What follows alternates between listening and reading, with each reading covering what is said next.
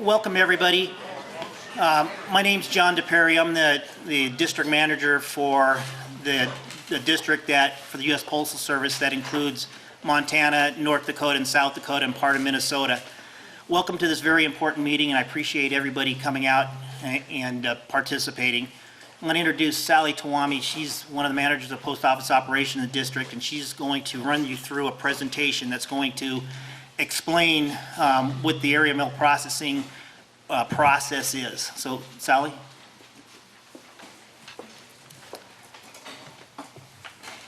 Good evening. First, I want to introduce a few of our personnel that are here with us. Besides John, our district manager, we have Dominic DiMartino, manager of post office operations, Todd Snyder, the postmaster from Billings, and Billy Federhoff, the Missoula postmaster. Also in the crowd, we have Jennifer Ewan from Senator Baucus's office, Tracy Stone Manning from Senator Tester's office, and I did not see anyone from... Evan Wilson. All right, thank you, Evan, from Congressman Rehberg's office. As you know, the Postal Service has recently announced that it intends to seek some significant changes in its postal processing network, among other things. I will be giving you some background on these changes and why we believe they are necessary. I will also share the proposed changes for the mail processing operations currently located in Missoula. I have a lot of information to cover, and many of the questions that you have may be addressed in the presentation. I ask that you hold your questions and comments to the end of the presentation. We are here tonight to hear from you. Please focus your questions, comments, and concerns on service, cost, and customer issues. Potential employee impacts are summarized during the presentation. However, labor issues are handled internally within the Postal Service with the appropriate personnel.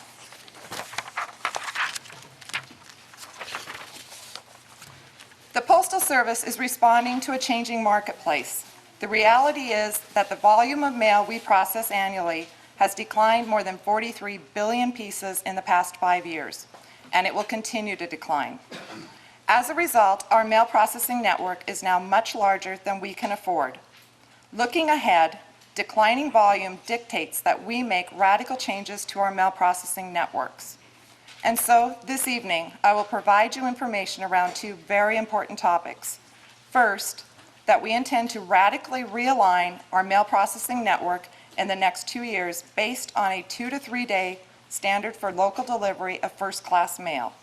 And second, the initial results of an area mail processing study in Missoula. To illustrate the business case for change, let me show you this graph. It shows mail volume trends and projections through 2020. It shows our first-class mail product, which includes those traditional cards and letters that you put a postage stamp on, and our standard mail, also known as advertising mail. 2006 was the high water mark. Since then, first-class mail has declined 20% due to electronic diversion and the economic slowdown. The sobering reality is that first-class mail volumes will not return. More and more people are using electronic means to communicate and to pay bills. Experts predict a continued decline in the volume of first-class mail, which is the product that drives our network requirements and pays our bills because it contributes the most to our bottom line. An enduring part of our business is advertising mail, which we expect to show some growth in the out years. But even significant growth and continued growth in package volume would not make up for the ongoing decline in first-class mail. This change in the makeup of the mail from first-class to advertising mail, therefore, has significant ramifications for the Postal Service's infrastructure for two major reasons. One, the volume declines mean we have less revenue to cover the cost of our infrastructure. And number two, we also have excess capacity throughout our network. Put simply, to process less mail, we need fewer facilities. I'm going to mention the word capacity quite a bit. That relates to our ability to process mail and packages. Our mail processing network footprint evolved over many years in response to volume fluctuations and to take advantage of improvements in technology. Between 1970 and 2006, our focus was on expanding to handle our then current volume. From 1970 to 2006, we increased our use of automation to gain efficiencies. We built large new facilities to house advanced mail processing equipment. It was a period of growth and significant capital investment. We built facilities with the confidence that as the population and economy grew, that our mail volumes would increase. Since 2006, the confidence in the perpetual volume growth has evaporated. Prior to 2006, our operational goal was to stay ahead of the growth curve to ensure we had the capacity to support larger volumes. Now our operational goal is to stay ahead of the cost curve to ensure we have just enough capacity to meet lower volumes and to operate at a lower cost that our revenues can support. So we are now having to reduce our mail processing infrastructure to get ahead of the declining volumes. This activity is at the core of our ability to return the Postal Service to profitability. Reducing our infrastructure in response to volume declines is really nothing new. Since 2006, mail volume dropped 20%, and we reduced our network by nearly 200 mail processing facilities. We did this successfully without any appreciable impact on our customers. In fact, we delivered record service during this period. And these reductions were accomplished without laying off any craft employees. How did we do it? In part through the formal process involving Area Mail Processing Studies, or AMP process. We've actually been using this process for decades, and it works very well. Using the study data and objective criteria, we determine whether there is a business case for consolidation. And there are opportunities built into this process. Opportunities including this public meeting and a written comment period, so that community members can ask questions and provide feedback to the local postal officials. We will continue to follow the AMP process and use the study data, public input, and objective criteria in making our decisions. By 2013, the network may consist of fewer than 200 mail processing facilities, which would put us ahead of the cost curve for the remainder of the decade. We know this is an aggressive plan, but the result will be a core operating network that will meet the needs of the nation for the next 30 years.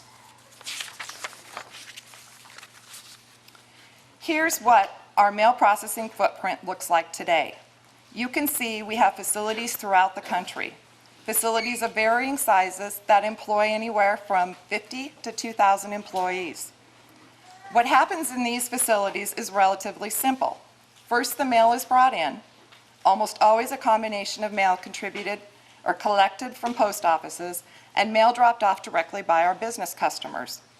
Then the mail is sorted, almost all of it through an automated process, before it is either shipped back for local delivery or shipped to another mail processing facility, depending on its ultimate destination. To support our overnight service commitment, most of these processing takes place in the middle of the night. In fact, our entire network was designed based on a requirement that we maintain the capability to deliver first-class mail on the next business day. This requirement prevents us from being able to sort the mail until all the mail that needs to be sorted into delivery order for the local letter carriers has arrived at the facility.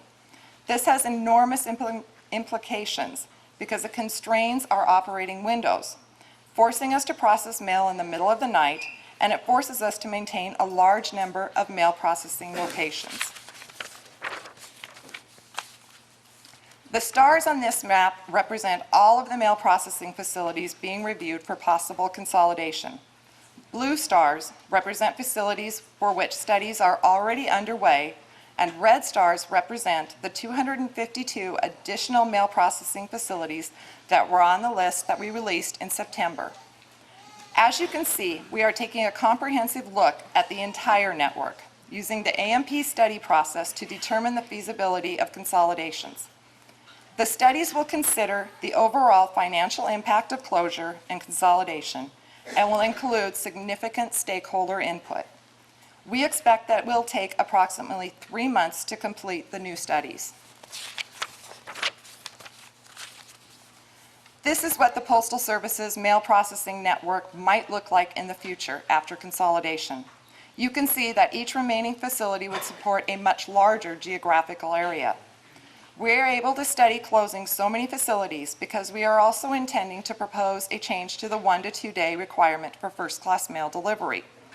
This type of change is also known as a service standard change. A service standard change is a stated goal for services achievement for each class of mail. The postal network is built to meet the existing goals.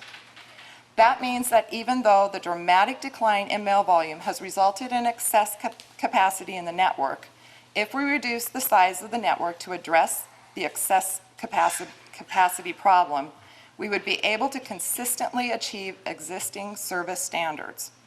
That's why we intend to propose to rebuild the network based on a 2 to 3 day standard for local delivery of first-class mail.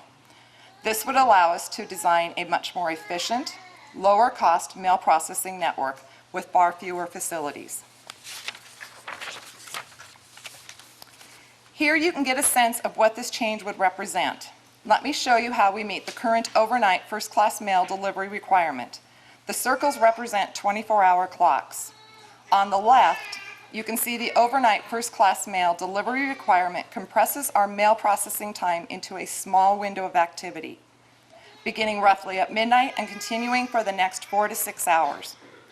To be able to sort mail volumes into delivery order for the letter carrier to take to the street, we currently must wait to begin final processing until all mail that is to be delivered that day is available. Due to the overnight first-class mail service standard, we have to maintain this capacity, even though it is not especially efficient. And given the time and the distance associated with getting mail to and from each facility, it also means that we have to maintain numerous facilities. The proposed operating model would be based on changing to a 2 to 3 day first-class mail service standard range. This would allow mail to be processed during a much longer span during a 24-hour clock, and allow the facility to process far more mail. It would also require fewer facilities because our geographical reach would be greatly expanded. We anticipate that this kind of future network would support a 2 to 3 first-class standard service. It would include revised times for dropping off first-class mail, or what we call entry times for first-class mail. We would also expect that these consolidations would result in an estimated 50% reduction in mail processing equipment and a significant reduction in our physical footprint, eliminating the latent capacity, meaning time when the machine is not running in our network. It would also enable both us and our customers to optimize transportation. For mailers, fewer entry points would allow for better truck utilization, fuller trucks with fewer stops. The bottom line is there are significant annual savings must be realized from the proposed network changes. One obvious question about these changes is, how does this impact customers? There are really two major areas of change that would affect our commercial customers. First, local footprint changes, literally where business customers would need to drop off their mail. Customers can drop mail off at any accepting facility. However, to get a destination discount that mailers get, the mail would be entered where it is processed. Our local management team is available to discuss specific mailing concerns with our business customers. Entry times associated with a change in the service standard. Some of our major mailers would need to adjust entry times if they want to maintain certain mail to be delivered overnight. For example, if the service standard was changed to 2 to 3 days, a mailer whose mail previously got delivered overnight would, if it was entered by midnight, would now need to get that mail entered by noon for overnight delivery. This change does not impact pickup and delivery to our residential customers. We also think our commercial customers would be able to readily accommodate the new schedule. Many of our largest customers and mailing industry associations have actually told us, you need to do this. That being said, we know the proposed changes would have a significant impact on the mailing industry and local mailers. We've outlined the proposal to most of the major industry groups on a conceptual basis and have generally been pleased with the response. We have a good track record of working with the industry and with local mailers, and we are committed to making sure any transition would be as smooth as possible. We plan to work closely with our customers, just as we have done during the past 5 years of aggressive consolidation. I would like to speak for a moment about our employees. These business decisions are not made lightly, and these changes would affect many of our employees. We have a dedicated and committed workforce. Postal employees do a phenomenal job, and they deserve tremendous credit for achieving record service and efficiency gains over the past few years, even in these very challenging times. Nearly every employee at our mail processing facilities could be touched by these changes. Even the possibility of change is very unsettling. Should these changes become a reality, we will make every effort to accommodate employees and provide positions where we can. We would also work closely with our unions to reposition affected employees. Over the past 12 years, the size of our workforce has been reduced by 250,000 positions, mostly through attrition, which largely involves retirement. We have never had to lay off employees. It's part of our culture to be a responsible employer, and that won't change.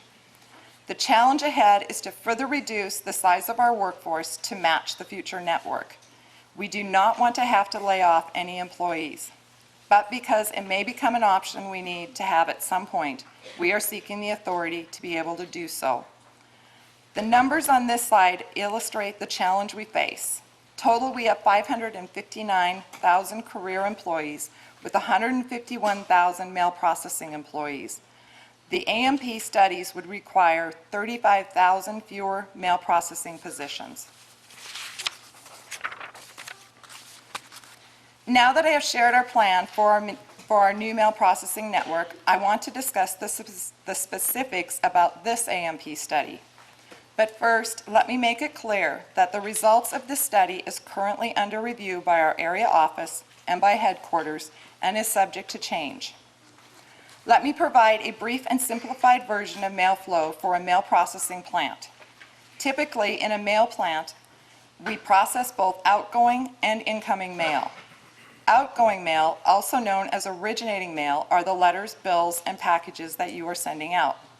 We collect this mail from post offices and collection boxes and bring it into a central processing location. This outgoing mail is sorted according to its destination or zip code and then becomes known as destinating or incoming mail. Incoming mail also flows into a facility from other processing centers around the country. The incoming mail is sorted and prepared for delivery to homes and businesses. Montana and Spokane are approximately 197 miles apart. This study proposes that we merge the mail processing operations into Spokane in order to benefit from the economies of scale. We cannot afford to keep the machines running at levels far below capacity. We cannot afford to run transportation to other parts of the country with trucks that are far from full. If the consolidation of operations at these two facilities is approved, there is an expected annual savings of almost $1.2 million. This is based on mail processing work hour savings of $1,439,100 and a mail processing management savings of $271,922, maintenance savings of $468,715, and with transportation costs increasing $974,414. In most consolidations, employees are impacted and oftentimes they have to change jobs, hours, and/or work locations. All reassignments will be made in accordance with the agreements that we have with our unions.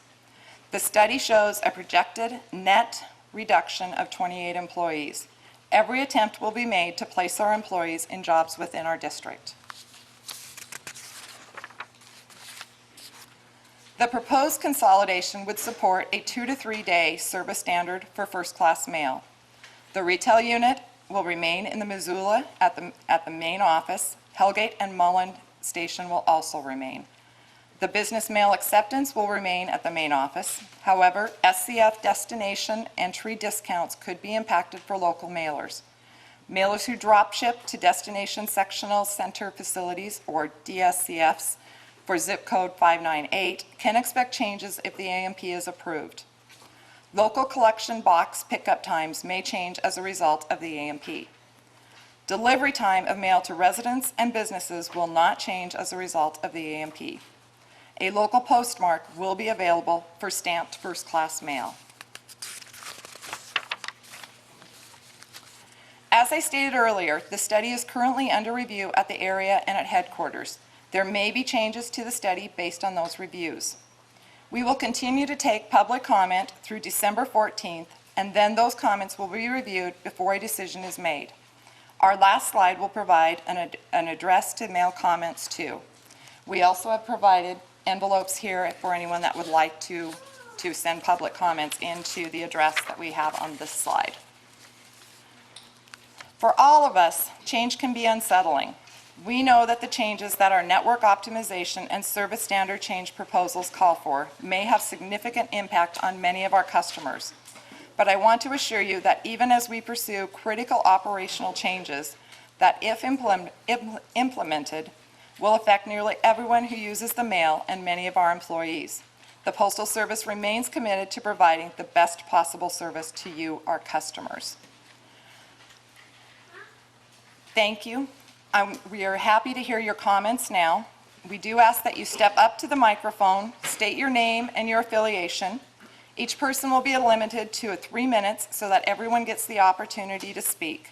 Please be respectful and understand that your comments and concerns will be included in the study packet.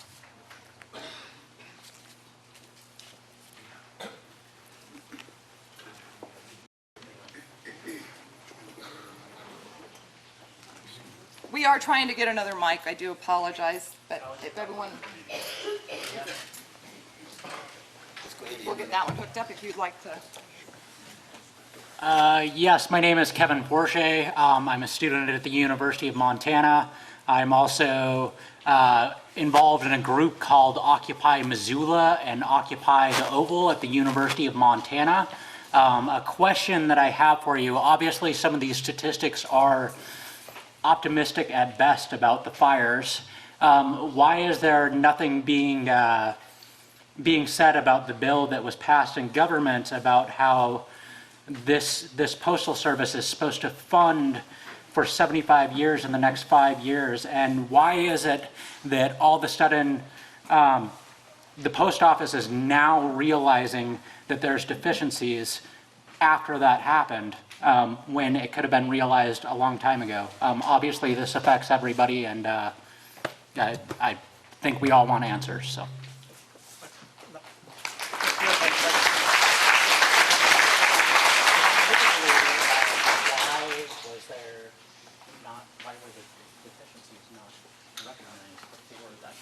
Okay,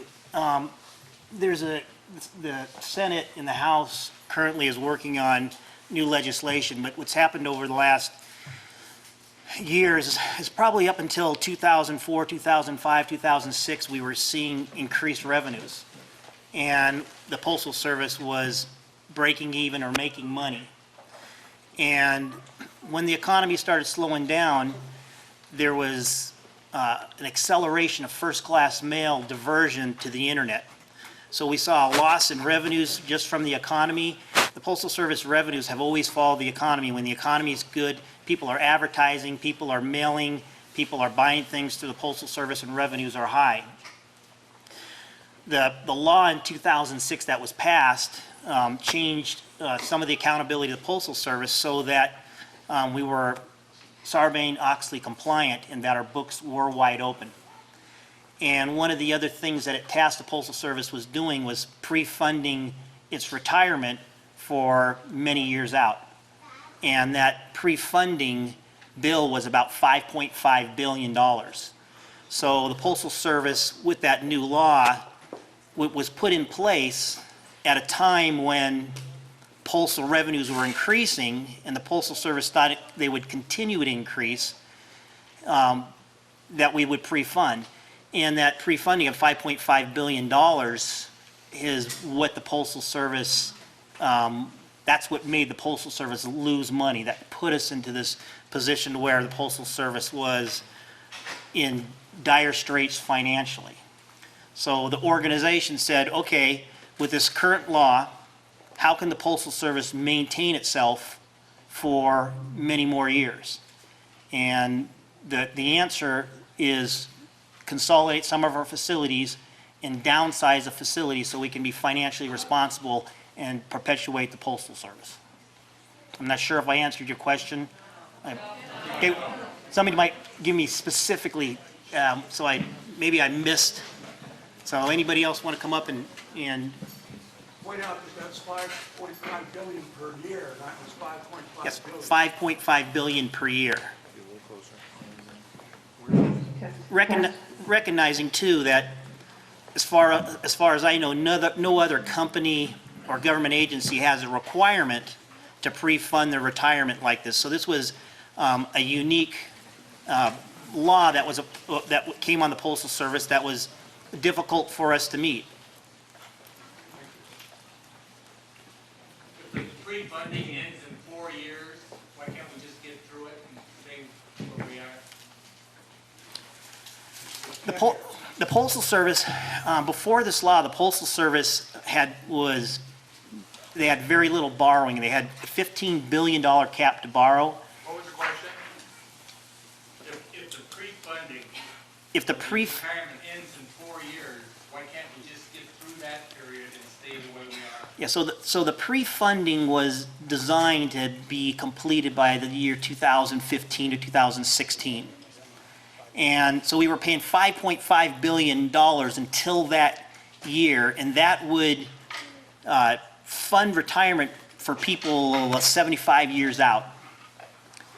And the Postal Service was tasked with doing that, and you're right, it goes to 2015, why can't we not get through it? Well, when the economy started going down and revenue started going down, the Postal Service had to borrow. And now they're up to their borrowing cap of about $15 billion. So now they're at the cap of their borrowing, and we still have several more years to pay. So by statutory law, we can't borrow more than $15 billion. And the law has put us into a position to where we're at that cap. So the Postal Service, Congress is working on making decisions. They're helping, they're debating, working on maybe ways they can help the Postal Service. But with that said, we do know that first class volume is never going to increase again. We believe that the electronic diversion, we're seeing less and less and less cancellations every day. So we believe that we'll never see the volumes that we used to see. We'll never have the revenues in first class mail.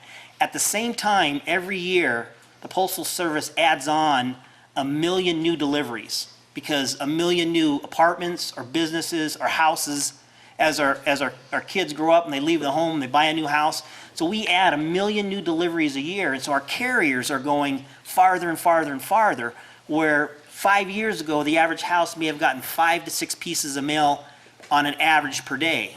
Now they're getting anywhere between 2 and 4 pieces on an average day, and those carriers are delivering farther.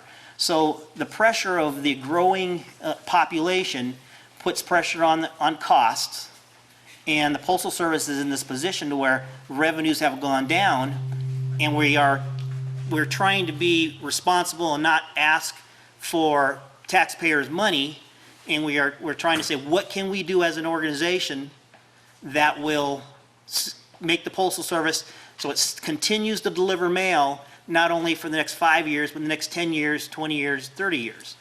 So as they've looked at this, the Postal Service over the past years has engaged with MIT and several other business consultants and universities and saying, what would the best logistics look like for the United States Postal Service? And with the help of some outside experts, they came up with this plan. Can we consolidate? Is this something we can do? So over the last year, we've actually consolidated at a smaller scale of about 40 mail processing sites we've already consolidated. And at the same time, in most cases, we've maintained the overnight service. Now we're at the point to where if we try to consolidate and we shrink our footprint, we have to look at service standard changes. So this is the first time in my career, I've been in the Postal Service 30 years, and we've always lived by getting the mail delivered overnight in the local area. So it's major departure for me as an executive with the Postal Service and people who have worked, and we're looking at the business case. Why are we doing this as an organization?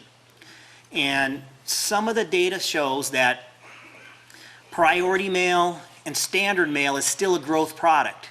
We saw increases over last year in priority mail. In one of the worst economies in years, we saw an increase of 5% priority mail growth. We saw 3% growth in advertising mail.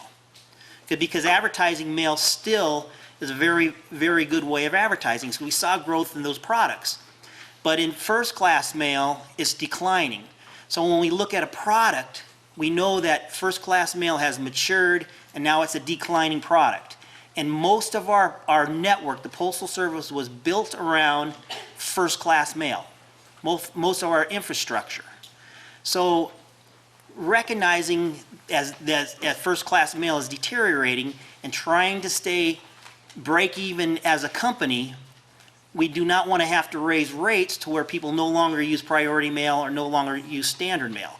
So it's very complex, and the Postal Service has expert economists, and they've used some of the best companies, and they've come up with this. They've said, okay, American public, is this something that we need to do? And this process right now is part of that process, so the communities like yourself can comment and ask questions, and we take this information, we put it forward, and it goes to our area office in Denver, then it goes to the national office. At the same time, they're considering this at about 252 other facilities. And right now, as we have these meetings and this important part of the process, we'll find, will the Postal Service be around for 10 or 20 or 30 more years? We'll take the next question. Thank you. My name is John Barrows. I'm the Executive Director of the Montana Newspaper Association, based in Helena. And we have a number of concerns, of course, that may affect the delivery of news in this area and across the state. Our newspapers, all 86 of them, have approximately 375,000 homes that we go to. Some daily, the majority are weekly, and particularly the ones using the highest majority of the mail service. I want to first thank you for a very good explanation of the prepayment of the retirement, because this has been an issue concerning the entire cost element that has driven us to this point. Our biggest concern is the reduction of the standard delivery time, and particularly in the local post offices. And at present, most of our newspapers, which provide the majority of the news to a community, is the primary advertising source for the community. And even though internet has made some inroads, it is still the largest single deliverer of news in Montana and in the United States. Our biggest concern is at present we are able to pre-sort to a route and drop it early in the morning to catch the carriers out, so that the news is delivered at the proper time. If this 2 to 3 day standard goes in, we are looking at non-newspapers primarily. We're just not going to be able to put the news out on a timely manner. And we are hoping that the Postal Service will recognize this and still allow for local acceptance at the local post offices on carrier sort. And that is our intent. If we know it'll be more difficult if we change transportation. that the newspapers across Montana, across our district, newspapers, they're taking stories right now, and then somebody has to go and write the story, and they've got to print it, and then they got to get it to the Postal Service at 3, 4, 5 o'clock, 6 o'clock in the morning, so it gets delivered to you the next day. A daily newspaper isn't as valuable the second or third day, you know? And I recognize that, and we understand that. And in my wish is logistically, we will still be able to, if you deliver that newspaper to the destinating site that has transportation early enough for us to get it out, we will deliver it. That's my intention, that's my wish that happens as of right now. We've done a couple area mail processing consolidations in the Dakotas where that wasn't the case. We no longer had transportation to the from the 3-digit office to the 5-digit office, and the newspaper had to take that mail directly to the 5-digit office. That is a concern, and it's come through loud and clear, and I understand that a daily newspaper is no longer as valuable on day 2 and day 3 as it is on day 1. We still want to read it. Nor weekly.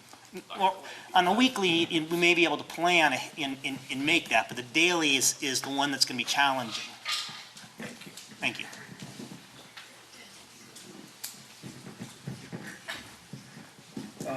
My name's Harold Dye. I am an attorney here in Missoula. I guess I'd be classified as a customer of the Postal Service. Now, I happen to be a bankruptcy attorney, and I can tell you from my experience from working with distressed companies for more than 30 years, that you don't reorganize your business by gutting your most profitable business.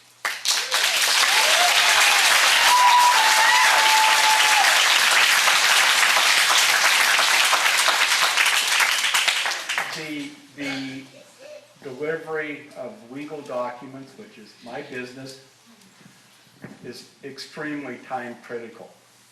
And I will guarantee you that if you degrade the first class standard from 1 day to 3 days, I'm not going to do it anymore. I mean, I'll send it, maybe I will use priority mail, maybe use FedEx, maybe I'll use courier, maybe I'll come up with a stipulation with opposing counsel, we'll use email.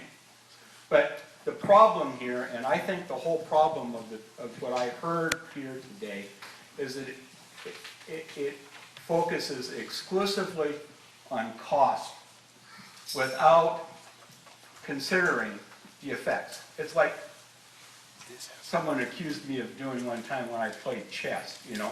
I play like nobody else is ever going to move. And I think you have to consider, the last speaker said the same thing. You have to consider the fact of degrading the service and what the effect is going to be on the revenues. And it seems to me none of that's been considered. Thank you. Sorry. Give me a test. Test 1, 2, 3, test 1. Thank you very much for that comment. I do recognize that if we make this change, we will accelerate the decrease of first-class mail. I recognize that, and that is a concern that I personally have.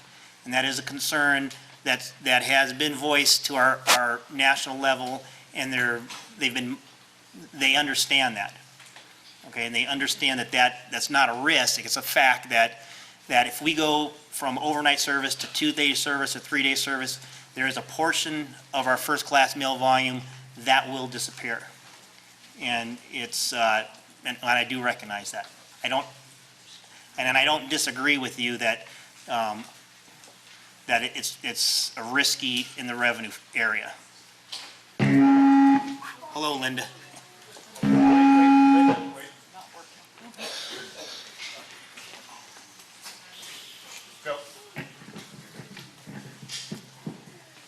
I'm Linda McCullough, and I'm Montana's Secretary of State. This whole plan is absurd, and I'll tell you why.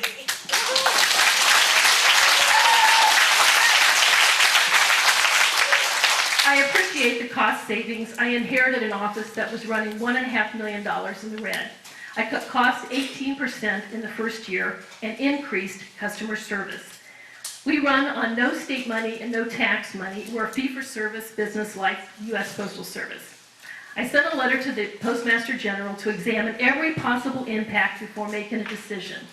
Examine the impact on Montana's economy, community services, and elections process, and find a sensible solution that meets the needs of businesses, citizens, and voters. We have an increasing number of Montanans that choose to vote by mail. 10 years ago, the absentee voting was at 15%. In 2010 federal election, we're 47% statewide, 44% absentee voting in Missoula County, and we anticipate the numbers to climb in 2012. Going to vote by mail would save $2 million savings each federal election cycle, but the ballots have to be in the election office by 8 p.m. on election day. It's problematic with them going to Spokane. The ongoing shift to Montana to mail ballots are increasing the valuable role that the U.S. Postal Service plays in helping to facilitate fair and well-run elections in Montana. Addressing the inefficiencies in government is a priority across the country. We must become fiscally responsible without decreasing customer service. What guarantee can the Postal Service provide to ensure voters that consolidation will not affect the timely delivery and prompt return of mail ballots? Postmarks are not accepted. Ballots must be in the election office by 8 p.m. No exceptions. Thank you.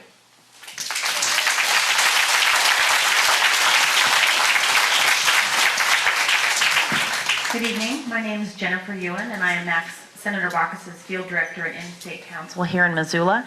And Max also wholeheartedly disagrees with the decision to consolidate the post office or the sorting center.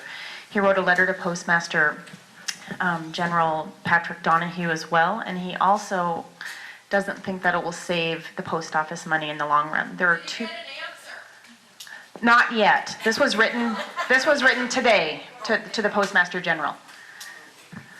And we will be posting an answer if we get one on our website, so be looking for that. But there are 2 mountain passes between here and Spokane, and considering the fact that we spend most of our time in the winter months, Max is seriously concerned about even the 2 to 3 day timeliness of the mail actually getting to its customers.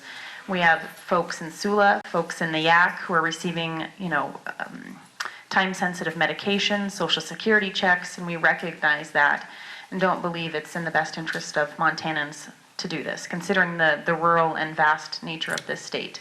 So please feel free to come down to our office on Front Street. We have been seeing a lot of people come through and voice their opinions, and we encourage you to keep doing that. And again, my name's Jennifer Ewan, and feel free to reach out. Thank you.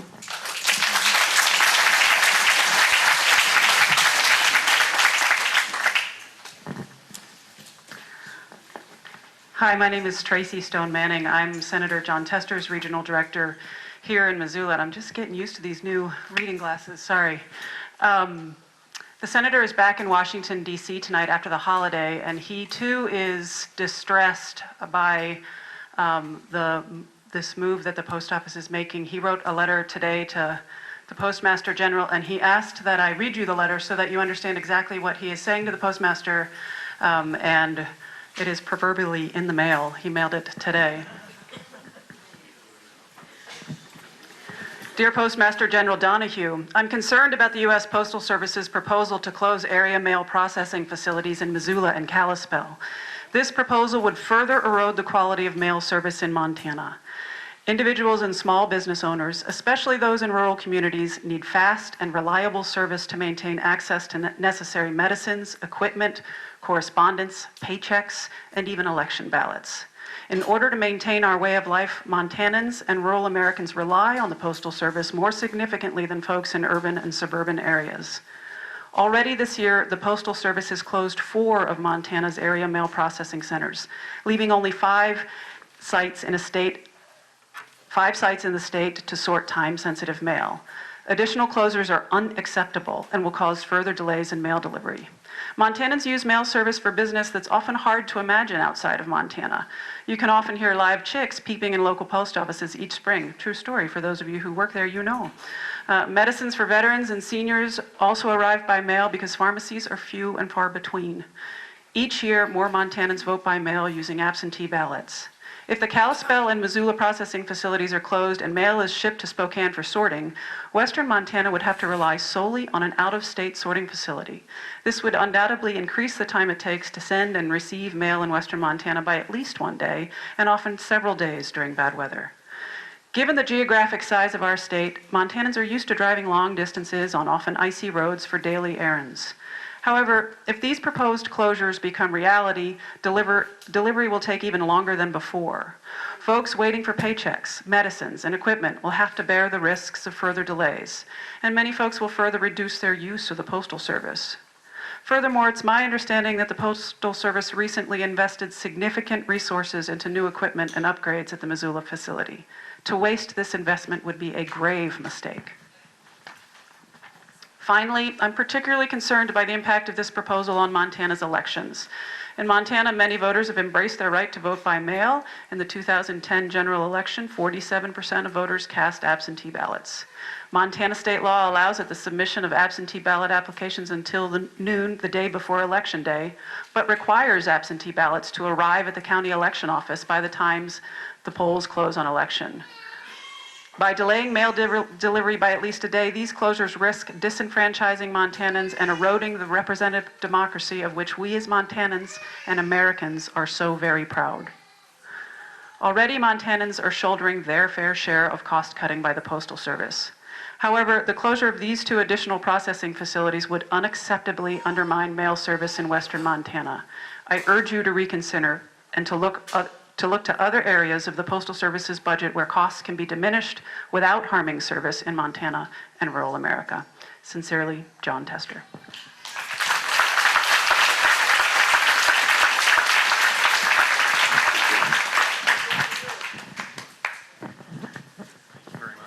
Well, good evening, folks. My name is John Eng, and I have the privilege of serving as Missoula's mayor. And I appreciate you folks being here tonight to hear from all these good folks about this proposal. I think you're going to hear a lot this evening about the economics of this, and I think some of that is self-evident. So I'll speak to just a couple of quick things. One is that in addition to what I think are savings that aren't real savings, there's a community impact here. It has to do not only with jobs, and as I look around the room, I think about some human stories. Larry Goley and I went to grade school together at Willard. That was years ago. It was a grade school then. It was an alternative high school for us, though, wasn't it, Larry? Larry's been with the Postal Service for a long time. He's made a life here in Missoula. He's raised a couple of fantastic kids, and he's helped build a community. My old friend Jan Jarvie is sitting at the back of the room there. Freddie and I worked for years together at the Missoula, and she's made a career at the Postal Service. She's raised 3 fantastic daughters, built a life and a family, and along the way she's helped countless Missoulians, friends and neighbors live better lives. The Postal Service, a post office, a processing center creates community. This is a social justice issue as much as anything. You're hearing about folks whose real connection with the world has everything to do with their access to a stamp and a mailbox. That's much different from the world some of us experience every day when we ship impersonal emails around the world. Mail matters. Before tonight, I would never have rooted for more junk mail in my box, but giddy up, send it my way.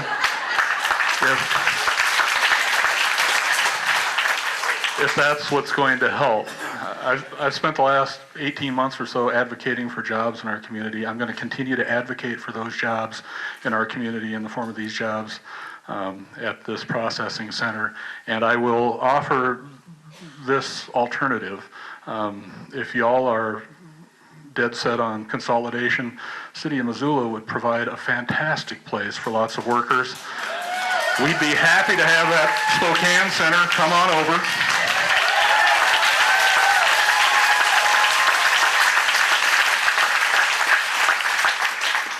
Those workers would be enormously happy, and I will figure out a way to do free parking. But seriously, folks, you see this group here, you see the concern that happens in this community. I suspect you see it in lots of places. I hope that you consider the public comment you hear this evening. I hope you consider alternatives to this proposal, because I have to believe that there are better alternatives, not only for the long-term future of our community and these jobs, but for the long-term future of the Postal Service. You need advocates in communities just like ours to continue to thrive. And I think moving this processing center erodes that advocacy and begins to erode community. So thank you again for listening to us this evening.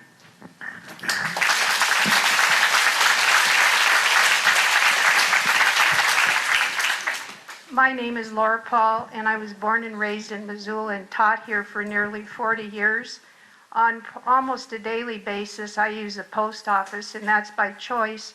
In the event that this goes through, a lot of my correspondence is local.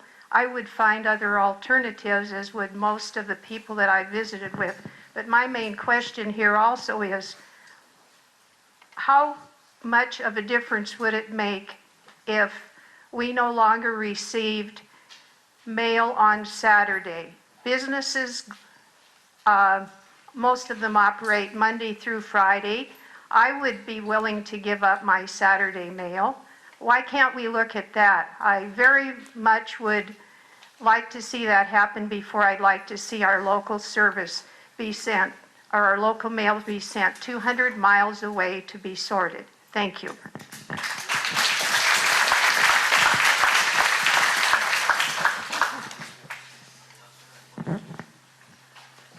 Hello, my name is Suzanne LaGrange. I am a postal worker and the president of the Missoula Local American Postal Workers Union.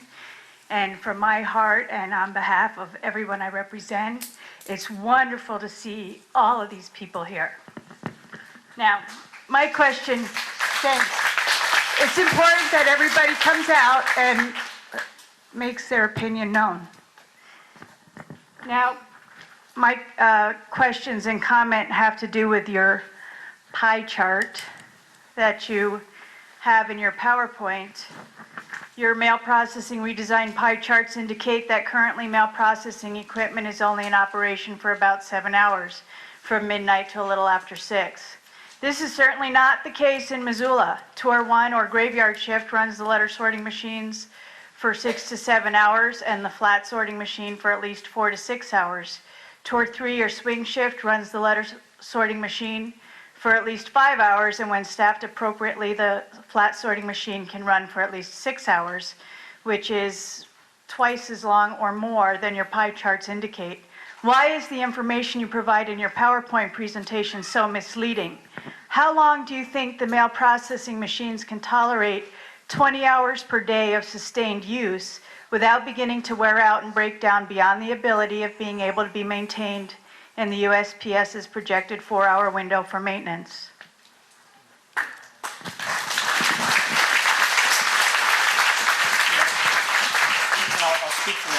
I'll speak to the chart.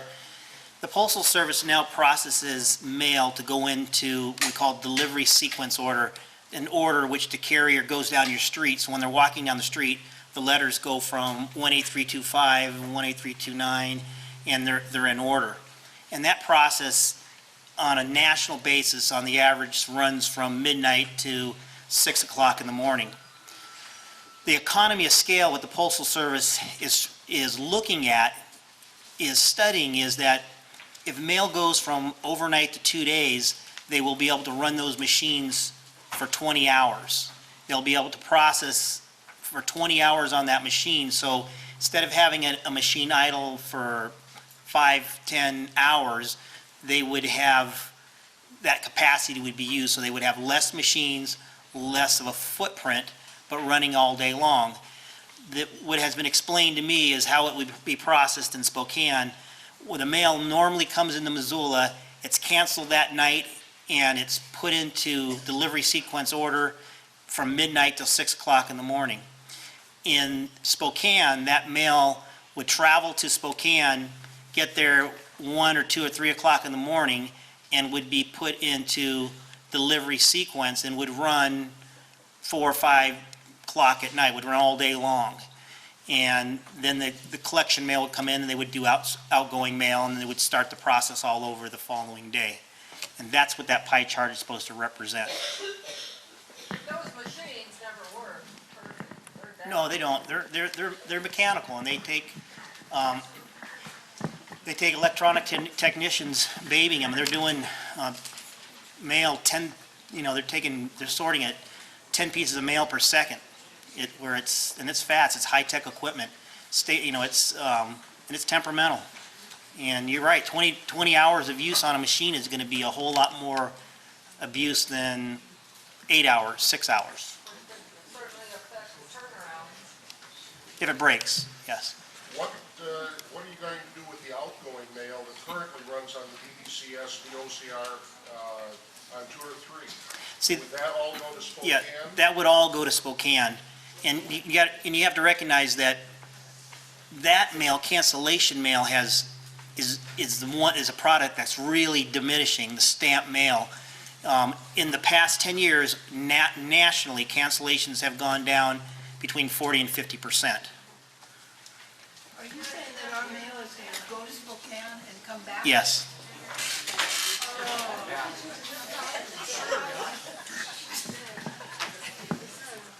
Hi, I am Sandy Kessler. I am part owner of the Directory. We're a mailing service here in Missoula. We're a major mailer primarily of pre-sorted standard and nonprofit mail. The stability and growth industry for the post office. Tonight we've heard a lot about first-class mail. We have been trying for months to get the mail standard delivery dates for pre-sorted mail, pre-sorted standard mail. I need to know what delivery standards will be in place. How many days are we talking for standard mail at this point? Also, we learned tonight something that we've been trying to find out for many months, and that's if we are consolidated, we lose our FCF discounts. To our mailers, it will directly affect all mail currently generated in Missoula, Montana. Mail entered locally will see a 4.26 per piece price difference. That's a huge price increase. Our nonprofit mailers in Missoula, that's over $24,000 price difference in less than 9 months this year. Retaining our discounts is huge. You are saying that there's growth in the pre-sorted standard mail. Well, you're not going to see that unless we continue to receive our discounts.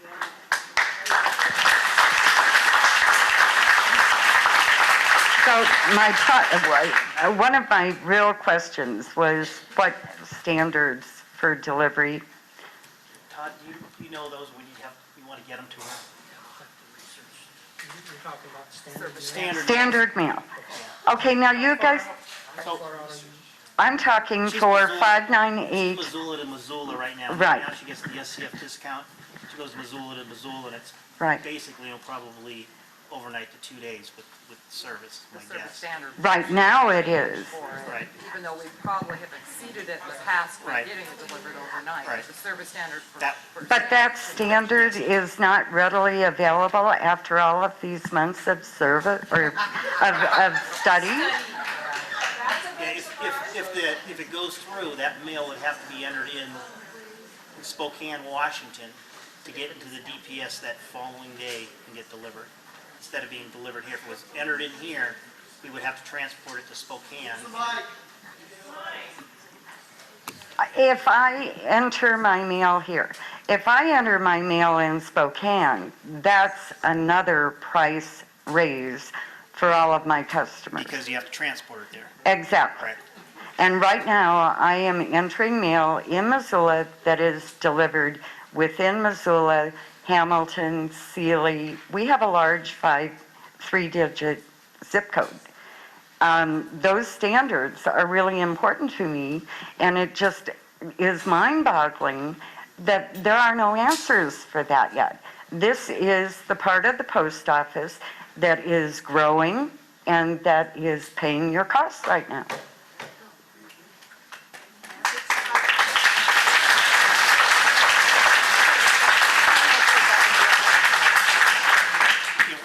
We'll get you those standards, but that is, your standard mail that's entered in Missoula will now have to be transported to Spokane, and that will add on at least a day to turn that around. With the capacity that you are adding into the Spokane post office, when is standard mail going to be processed? I mean, you're talking adding in Yakima and Pasco and Missoula and Kalispell.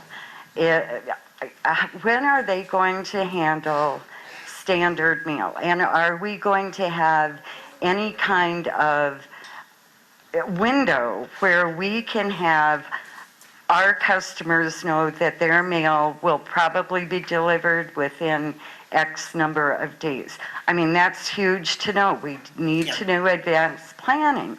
But I can't believe you can't tell me what those standards are right now. Well, It'll basically go, and the thing I want to check on is if they can consistently. The thing I want to check into, when we tender this mail to Spokane, they start their processes up at 0800, and they'll work that mail up until they start the carrier route sort, the DPS sort, and that'll be the last thing. So I would assume all that is going to be put into that DPS. Now, I've got to contact Spokane and see if that is exactly how they're planning on doing it. I'm pretty confident that's how it's going to go down. That's how we do it in all the processing sites now. We work all that first-class mail and standard mail into that DPS product for next day. Now, if we're taking an extra day to get to Spokane, it'll probably go to the 2 and 3 days that were listed up on the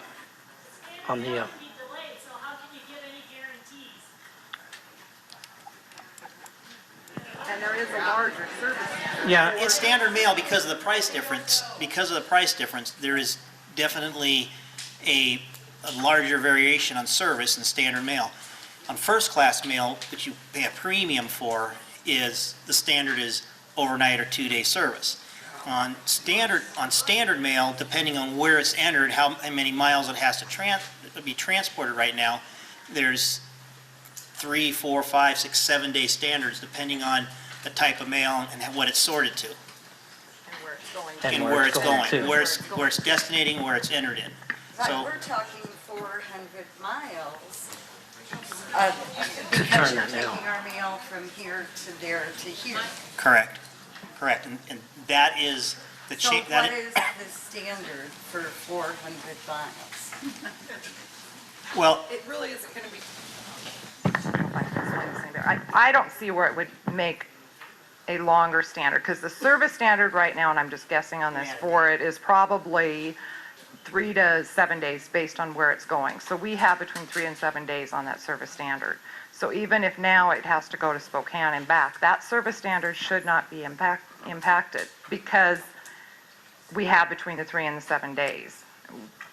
Granted, you've probably seen really exceptional service from us where that's delivered overnight now, but that's exceeding our service standard that's actually stated. Okay. The other question specifically about our SCF discounts.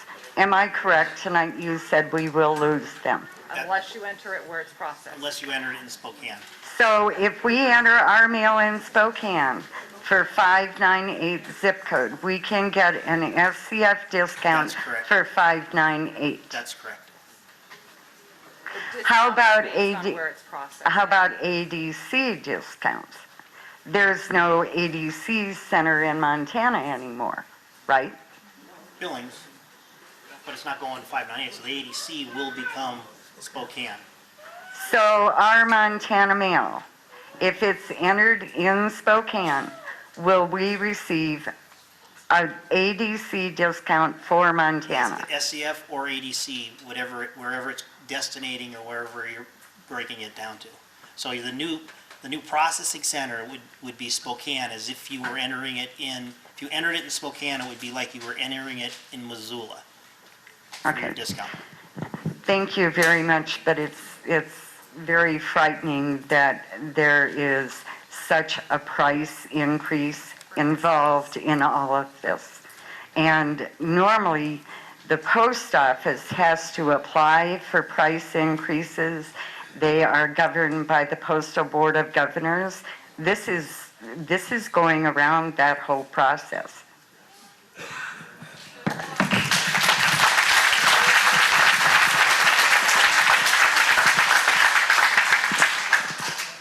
Hi, I'm Peggy Crawford. I'm also with the directory. I just have one more question. First of all, just a few details. Our company has been in business for 33 years, employs 8 people, processes about 5 million pieces of mail a year, spends over $1 million in postage. That goes in Missoula. The volume of 5 million pieces a year is broken up, obviously, throughout the months, and there are times, like right now, when we've been very busy. So it really concerns me, we're really busy at the end of the year because of nonprofits raising funds, because of elections, and because of retail Christmas mail.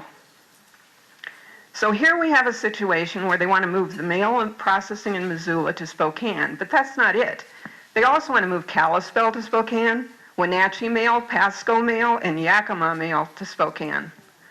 Now, obviously, if you take one of our slow months, maybe they can process it in Spokane. But did you study it in November? Are we going to have to expect really big delays on standard mail in November? Thank you. You're right, there's going to be a lot more mail that would be processed in Spokane, and they're considering bringing to those other sites. At the same time, they're going to move the equipment from those sites that they consolidate, Missoula to Spokane, so they have additional machines if they need them. So depending on, they'll be running for 24 hours, so you'll have more capacity there. And then if they study the volume, they have, every time a piece of mail goes through a machine, we have a precise volume of how many pieces are going through on a given day, so we have that history. So we know on any given day the capacity that needs to be available, and that's how they're modeling these facilities. How many hours they will be running, how many pieces they can run, how many pieces in past history go through on a certain day. All that data is something that's combined and crunched and put into the study. However, when you figured out the $1.2 million that you're going to save every year, you said that approximately $1.5 million was work hours, but almost $500,000 was maintenance and machines. So what you're saying is you really need those machines and maintenance. Some of them will, so let's say there's, between the facilities, there's 40 DBCSs. They may only need 30, since they're consolidating and they're running in more hours. So there will be a reduction of some machines, and there will be a reduction of some of our older machines. And our barcode, delivery barcode sorters, we have what we call phase 1s through phase 7s. Phase 7s being the most recent, the phase 1s being the oldest machines. As we will be phasing out some of that older technology, the old machines, and we'll be going to the newer machines. So our fleet will look, we will get rid of the older machines, get some of the newer machines to Spokane if they do the consolidation. So is it possible for us to get a breakdown of really what these numbers are all about as far as the money you're saving? Because we haven't been able to find that on anybody's website. First of all, the study has not been concluded yet, and when it is, a lot of that information is proprietary information, and what is available, you will need to work through the Freedom of Information Act. Sorry. I always have popular answers. I don't know what to say about proprietary information at the post office. I don't know what to say. So who do we ask about that? The Freedom of Information Act can go through the address that was on the screen and it's on our handouts now. What happened in Sioux City, Sioux Falls, is they had asked for that information. So what the Postal Service did, rather than putting it out to the general public, because there is some proprietary information in there, they sat down with the congressional aides and they shared with them all the data and let them ask the questions. And so the congressional aides had an opportunity to review the data we used, ask questions, and we had follow-up questions to that. So that's how they handled it in the Sioux City, Sioux Falls AMP study. When it was asked repeatedly to get that information, that's how they gave them the information. They sat down with the congressional people and they reviewed it, because the congressmen were saying, we want to see this information. And from the Postal Service side, we were told there's data in there that we cannot release. So at the local level, at the district level, I was unable to release that information. At the national level, they said, we'll release it to you, we will give it to the congressional people. Senator, your aides will sit down with our technical people, ask us all the questions you want, review the data, and that's how they handled it there. Thank you, all you representatives of Senator Tester, Baucus, and Congressman Rehberg. We'd like to hear from you.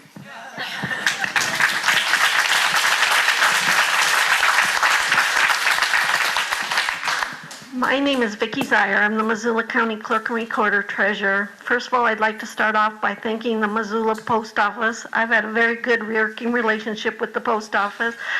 Several years ago, many of you may not know what that bright pink border on your absentee envelopes are for, but we use that so the Post Office on Election Day can locate our envelopes, and we can actually go and get those envelopes before 8 o'clock for those who did drop off their ballots on the last day. And we will lose that if our processing center gets changed. My departments depend on the U.S. Post Office for many services that are time sensitive and cannot use electronic means due to state law. Those include tax billing, receipt of tax payments, receipt of motor vehicle taxes and fees, and most importantly, elections.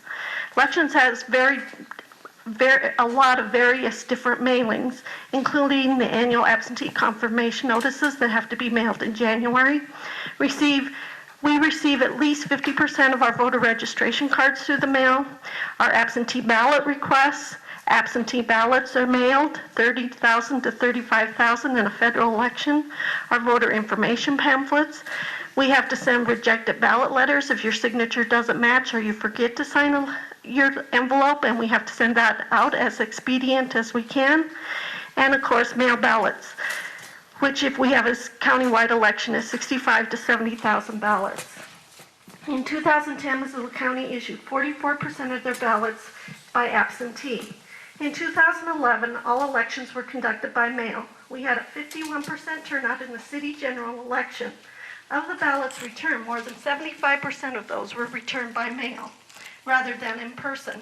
Individuals like the convenience of returning their ballots by mail.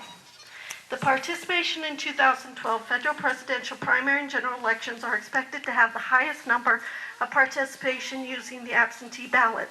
Most of these ballots are issued using the mail service and returned using a first-class stamp.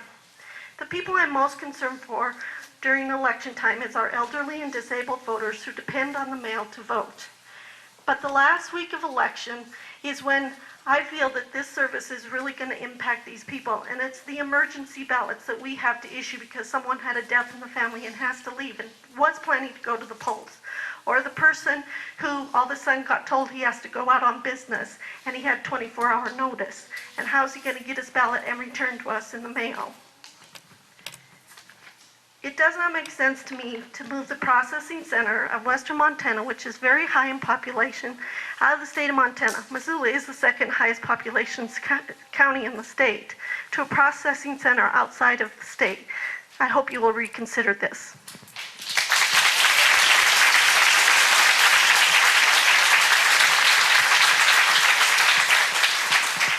Good evening. My name is Jason Weiner. I'm one of the members of the Missoula City Council.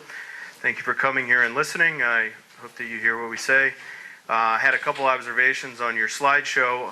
In the $1.2 million overall savings, I couldn't help but notice that there's a pretty significant shift in where that money winds up. You're end up taking about $2.2 million that I imagine is mostly salaries and wages, and offsetting it with about $1 million that I expect is mostly fuel. And that has a really significant distributional effect. You're thinking money, So, the post office is a public enterprise, and I think you have to think about what are the distributional effects of the business choices that you make. Overall, I think the logic of this is flawed on a business case. And it's because if you ask people what they value about the Postal Service, what they're valuing is this overnight local delivery, the ability to quickly connect with people. And by changing your standard of service, you're, I think, really undermining the basis on which people value your enterprise as an enterprise. And in the long run, that doesn't make for a healthy future. And, compared with, so you compare that overnight service with, the unending streams of bulk mail, and I am a politician, so I'm guilty of generating it as well. But if you ask people, they don't really care that much about that. And so it looks to me like this is a shifting of the post office's mission from, serving the need for a wide range of people to connect with the others in their community to serving the needs of the relatively few bulk mailers. And, that's another kind of shift that concerns me, serving the interests of the few instead of the needs of the many. So I think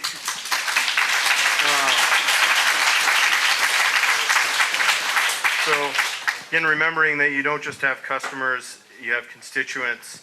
And so finally, I'm a politician, right? So I'll offer you a political calculation. And it is that you are potentially removing the basis for most of the people who are going to stick up for you down the line. I mean, you didn't come here you didn't get into the line of work you're in to dismantle the Postal Service. You got a room full of people that don't want to dismantle the Postal Service. And I'm afraid that making moves like this is exactly what's going to lead to that. So pick another course. Thank you.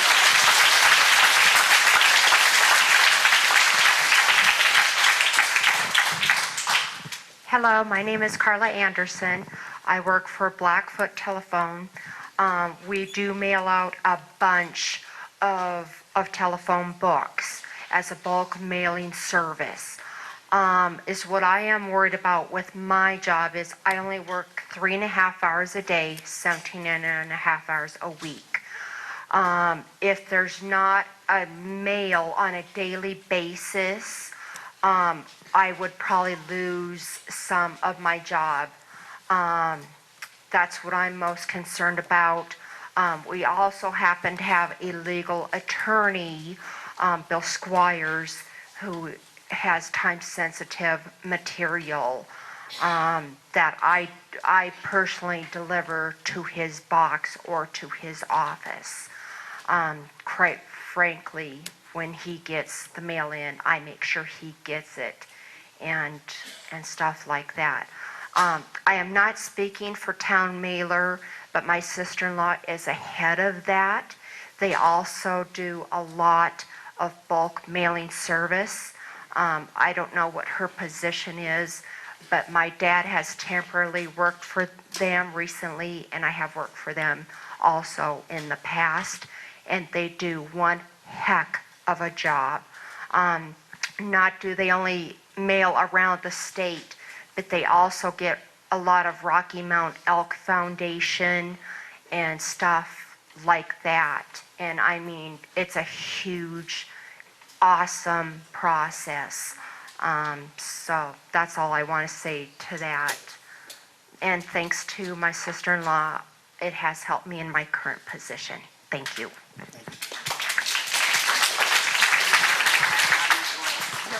I have a loud enough voice. Hi, everybody. My name is Mary Jo Fanning. I'm a residential customer, and I'm a small business customer. Can you hear the microphone? Okay. I thought I had a loud enough voice. Maybe not. Can you hear me now? Yeah. Okay. I'm a residential customer, and I am about as small business as you can get. I sell about 2 to 3 items every week on eBay. So my biggest reason for standing up here in front of all you guys is I just wanted to kind of see by a show of hands, if you would indulge me, how many here are postal employees? If you raise your hands.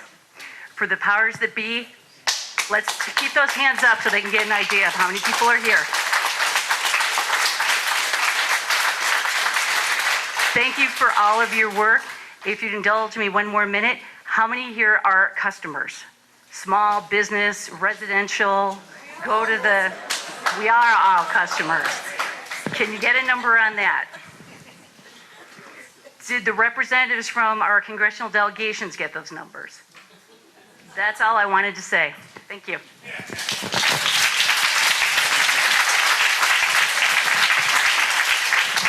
Thanks, Sally. Evan Wilson with Denny's office. First and foremost, Congressman Rieberg's office. Sorry, I didn't bring the mustache. I've noticed one thing. This, for me, is probably meeting number 28 in the last 3 months. And it just seems like the longer we go, there's more and more input from the public, but not as much output or any output from the Postal Service. First it started with communities like Missoula, and then pretty soon it was Bonner. And now we're coming up on the Missoula Processing Center here tonight.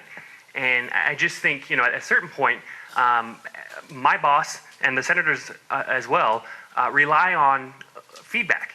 Talking about proprietary information, I can tell you not only our office, but I'm sure their offices have received thousands of comments from members of the public, both in rural areas as well as all the postal reps and union workers who mailed us here in Missoula.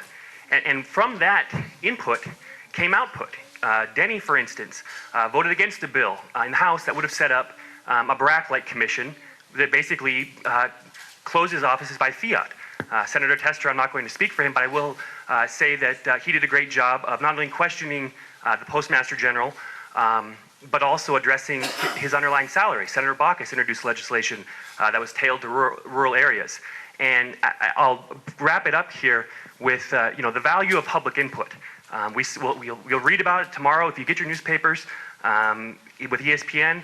And it's meetings like this that are crucial in a rural state like Montana. I couldn't help but notice, thanks for the PowerPoint. As Denny is the only congressman in Montana, it's a lot of traveling. And if you notice, it seemed to me like there was an increasingly growing area in northwestern Montana, specifically in Montana, that just basically falls off the map. And at some point, Denny says, I'll close it with this. Rural communities lose their post offices, they lose their identities. What happens when urban areas lose their post offices? Do they lose their ability to communicate amongst each other? When's it going to stop? Thank you for your comments. I do want to recognize that both the Montana senators and Congressman Rieberg have been very involved with this, and they've been very involved with this because the communities have voiced it to them. And I'm out of the states that I represent, I can tell you that they have been very involved, and I appreciate them being involved because if nobody showed up at these meetings and no congressman wrote the Postmaster General or no senator picked up the phone and called me and asked me what I was doing, that would mean that the Postal Service is not relevant anymore.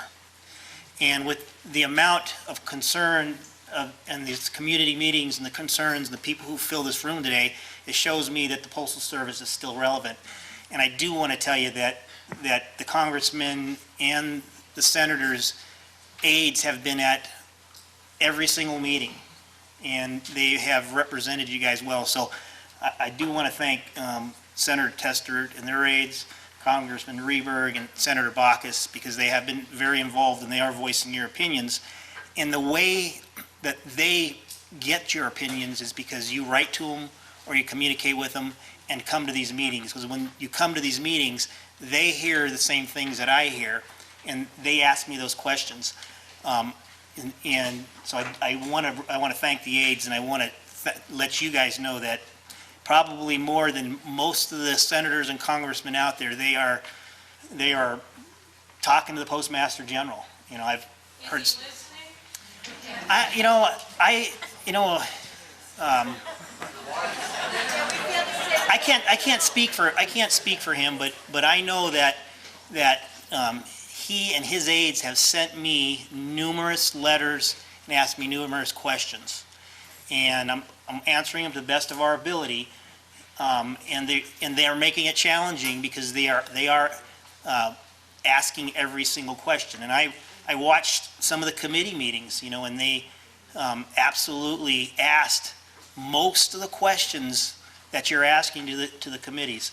And I'm not a politician, but I am proud to say that your congressmen and your senators have represented you, quite fiercely with the Postal Service. Good evening. I'm Lance Richardson. I represent Ridgeway Mail Order Pharmacy in Victor.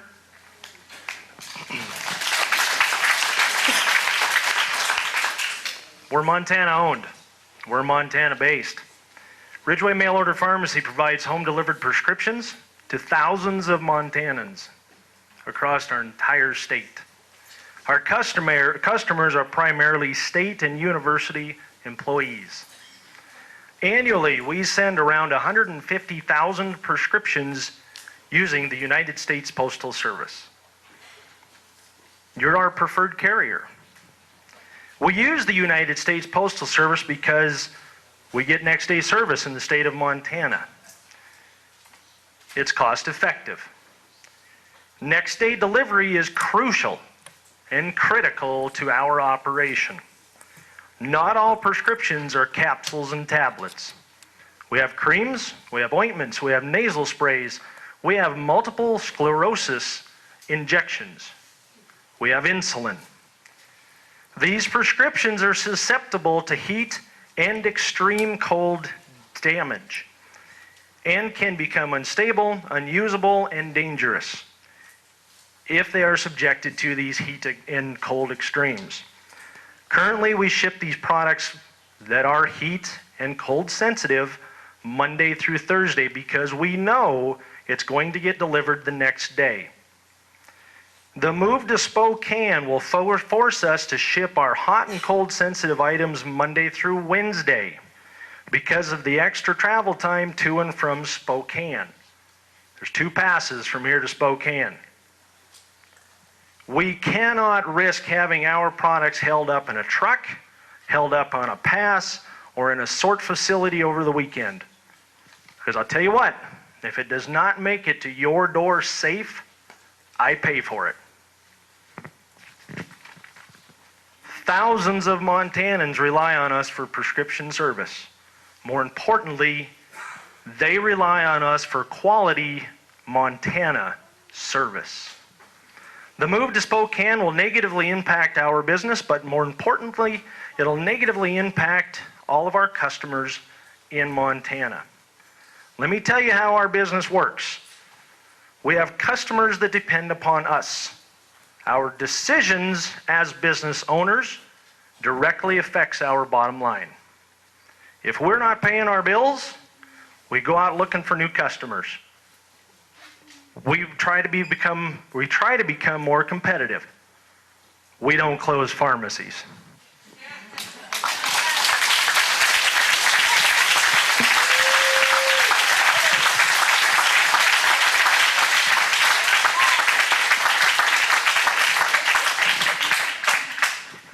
My name's Carol Roberts, and I don't have a business that relies on the post office. Unlike the post office, I use taxpayer money to pay my salary because I bill Medicaid for therapy services. But however, somebody made the point about the transportation costs that are a pretty huge offset to the labor savings, and it's confusing to me because across the country right now we have a really relevant and vibrant movement to shop locally, to keep services and products in your local area because it's good for the economy and it's good for the environment. And so I'm just confused why the post office would do something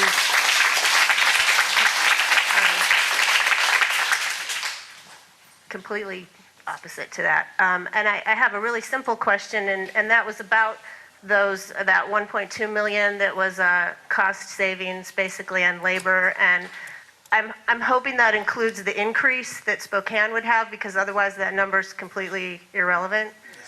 Yes, it does. Okay, thank you. Thank you. I'm Karma Gilligan, and I have a few questions. When you said they borrowed the money from the post office, was that the government or the post office? Postal Service, when they borrowed money, they have a $15 billion line of credit with the Treasury Department. And so they borrowed, up until 2006, they hadn't borrowed anything.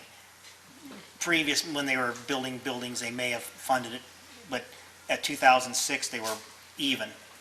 And between 2006 and 2011, we have borrowed up to our cap of the $15 billion from the Treasury Department to fund postal services.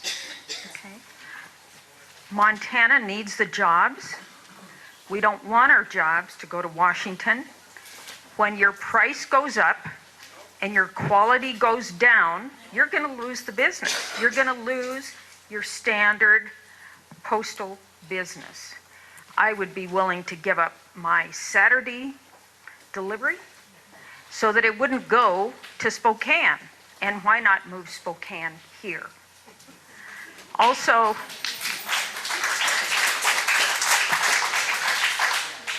if you have a lot of people way out, have them have boxes in at the postal office if you have less employees to handle it. But you know, and I know, after 10 years, they're going to be hiring all of those people back again. Thank you.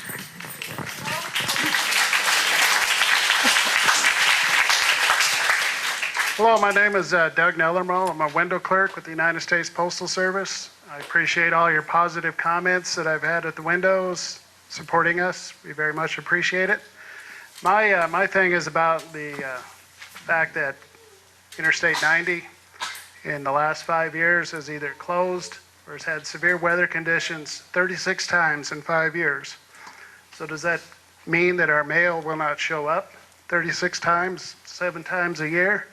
Or is it going to show up extremely delayed, keeping our carriers there and being paid while they're not working? And then they have to go out and deliver the mail and be out until 10 o'clock at night? I mean, is that what the people of Montana and Missoula want, is to not have mail on average 7 times a year or more? I mean, it seems to be that the pharmacy guy had a big point there, and that would affect him more than most people. Newspapers, you name it. Social Security, checks, all of that. Thank you.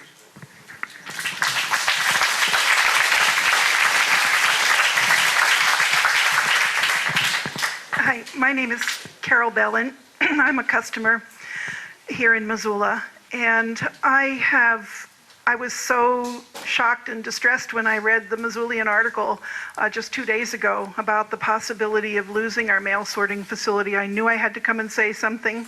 I have worked my whole life in nonprofit organizations, which are also very, always short of money, always know how difficult it is to make ends meet, and understaffed, so much so that my social life could be described seriously sometimes as a date with the 8 p.m. mailbox, trying to get the fundraisers and the event notices. Even with email, we still, in nonprofit organizations, depend upon the overnight delivery locally to our members of our news and needs.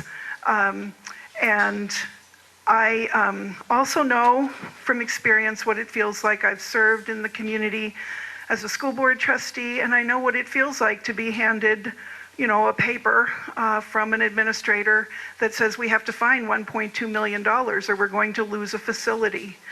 I just have to say that from what I know in just the last 2 days, it seems very counterintuitive that this will save money.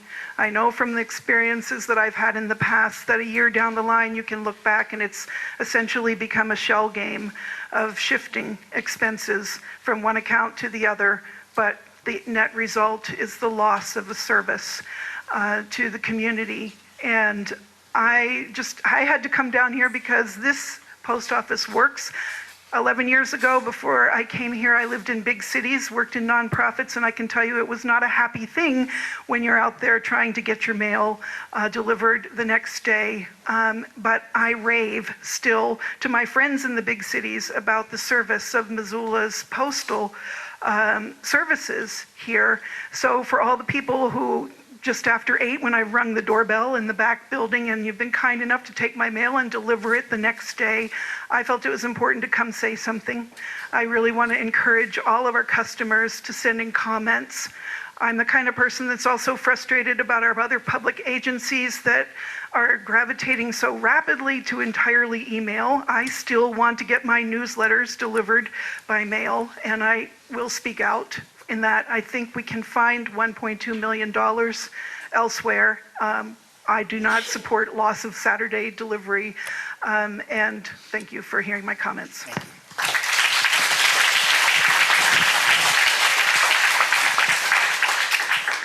Hello, I'm a longtime Montana resident since I was a Missoula resident since I was 6 months old, and a Montana native. I'd like to say first off that I am really getting sick of national corporations, national organizations, and national government making national plans and using them to justify making changes in an area with a vastly different demographic.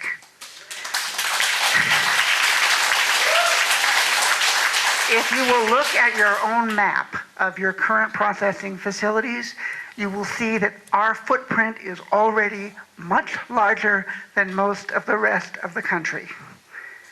Also, I think many people here have had the experience of flying to Spokane, but first having to go to Denver. If this plan goes through, when I mail my Christmas package to Miles' family in Miles City, it will have to go to Spokane first. This doesn't seem very efficient to me.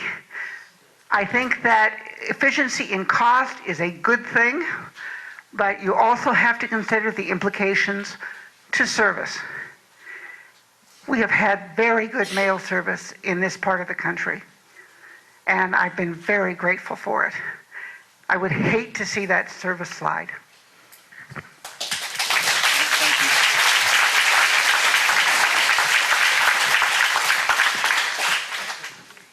My name is Claudia Narcisco, and I am a resident who receives mail, but I'm mostly here as concerned about consolidation. I've seen it happen. I've worked for a federal agency for a long time, and I've never seen a service improve by consolidation in a remote location or an off-site location.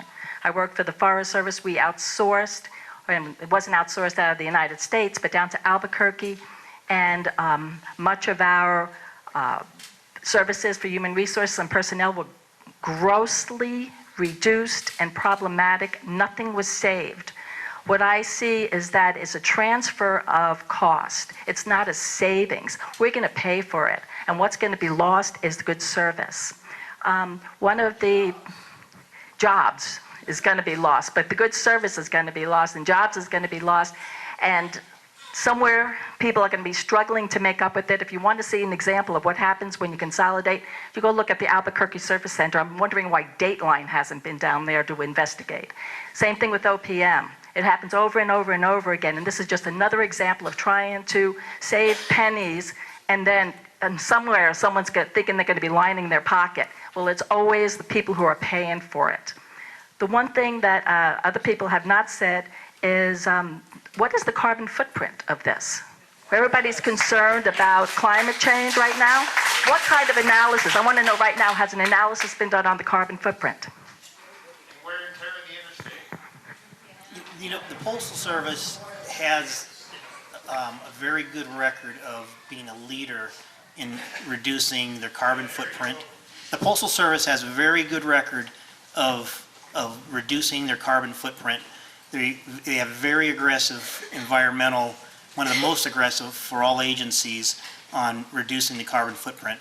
So there's a group, there's a vice president that's in charge of the ecology, reducing the carbon footprint, that I can't tell you specifically, has it been studied? Has it been factored into this assessment? I cannot tell you that. Okay. My belief is that the Postal Service has a long track record and has received. Well, there's no way, I could tell you just by general miles that have to be traveled, there is no way that a carbon footprint is going to go anywhere but up with this.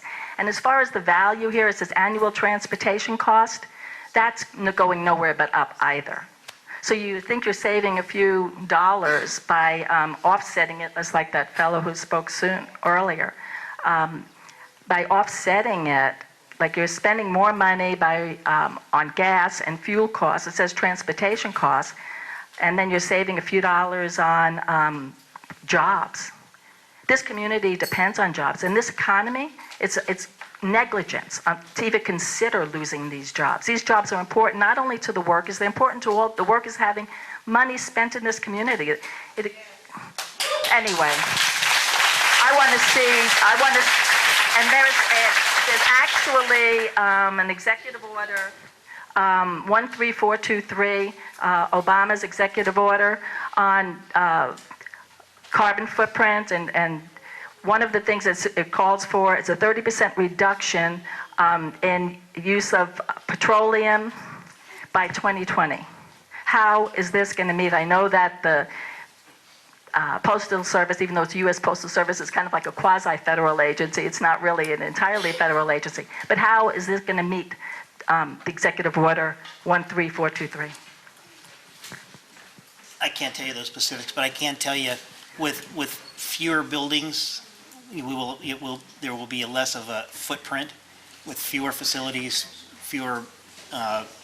There is an economy on the transportation also, where mail, on the originating side, when it's consolidated in one facility, we're now sending out full trays of mail in full trucks rather than partial trucks. So there is a give and take on that, and I can't tell you because I don't know about the carbon footprint myself, but I know that the Postal Service has very aggressively gone after the carbon footprint. Well, I hope that in your assessment that you consider these questions, all of these questions, mine and other people's questions, and don't just shoot from the hip and make gross mistakes like I've seen so many times before. Okay. Thank you for your comments.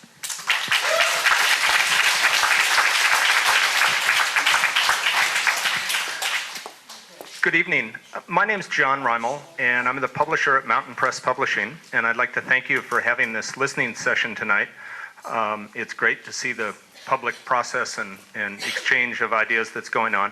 It is somewhat unfortunate, I think, that in the process that there weren't sort of a lot of public processes involve alternatives where you have several selections to choose from, and it seems to me that this was sort of a top-down, one alternative, let's close the sorting center and move it to Spokane, rather than more of a several alternatives that maybe gave some leeway for options.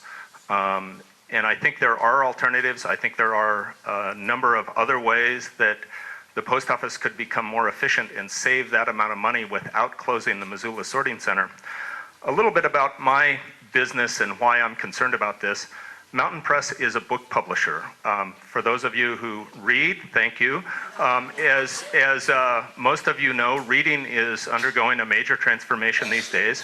We still publish books in print, on paper, and we distribute them out of Missoula.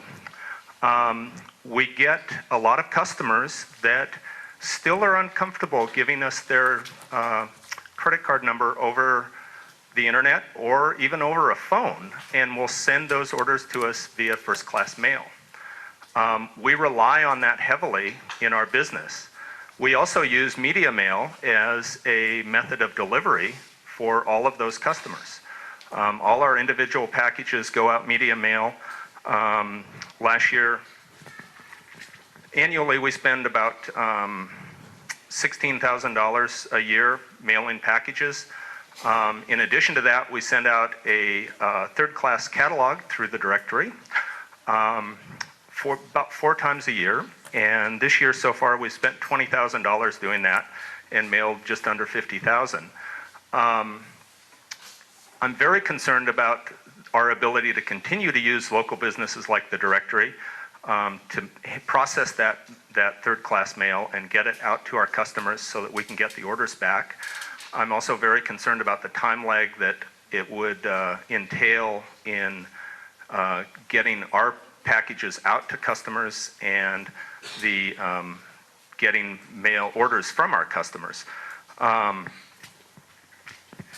It just seems like there's got to be some other solutions. And I would encourage you to examine and look at those.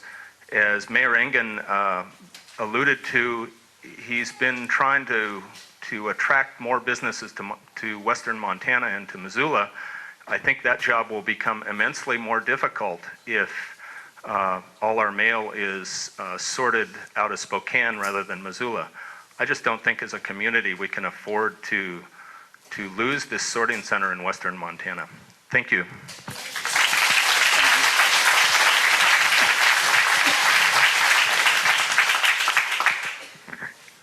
Hi, my name is Gabe Downey, and I'm a student at the University of Montana.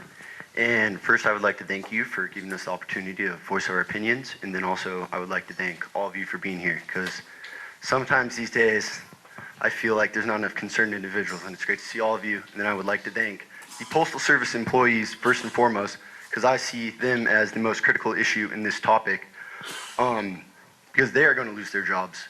And I see them as part of a bigger problem that hasn't necessarily been addressed. I'm 21 years old, and I do not use the Postal Service.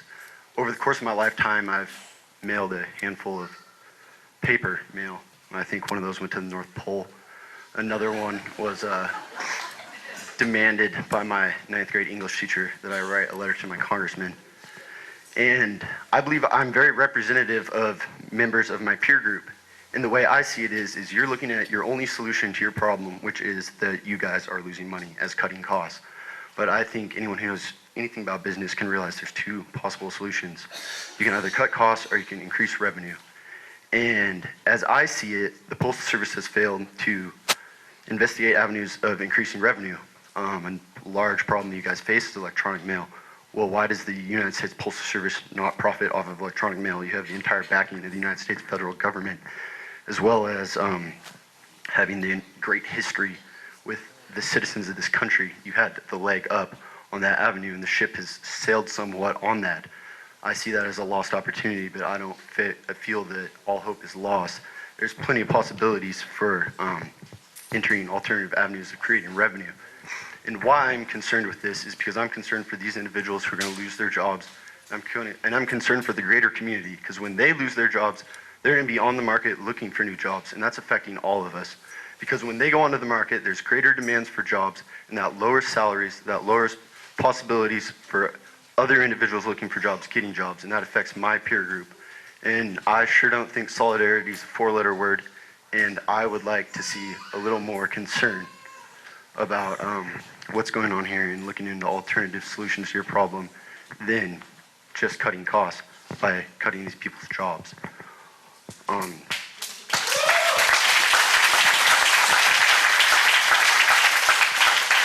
The last thing I'd like to say, it sure doesn't make a lot of sense to me that you guys have been offering the same product for so long with very simplistic marketing strategies and things of that nature.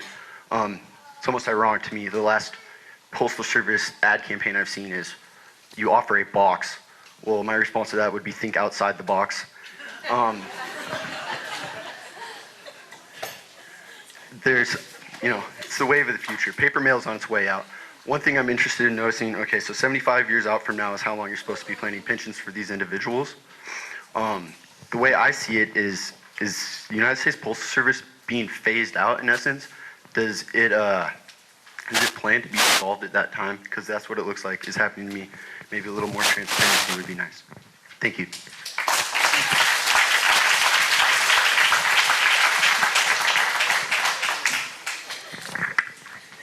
Hi, my name is Tammy Loszewski. I'm also a postal worker. I just have a few concerns here. I want to bring up first off that as talking as far as gas and everything else, we still have our 9 AO trucks with gas. We have birds and bees that have to be delivered and they will not make it. We have our air taxi, which obviously if this goes away, we don't have that anymore, and that's our biggest expense. Then I also have the concern about when we get UPS and FedEx, they bring us mail. How much do we exactly make from them to deliver their mail? Because they will not deliver to every house. We do. So if we stop delivering for them and made them start delivering their own, you know they're going to up their rates. Wow, maybe would have better rates to compete with.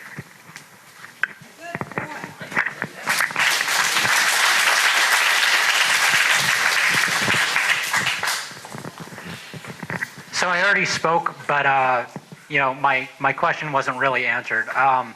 Clarify, an obvious parallel can be drawn here. A bill was passed, now the cuts start. The question was, why didn't you discover the inadequacies before this bill was passed?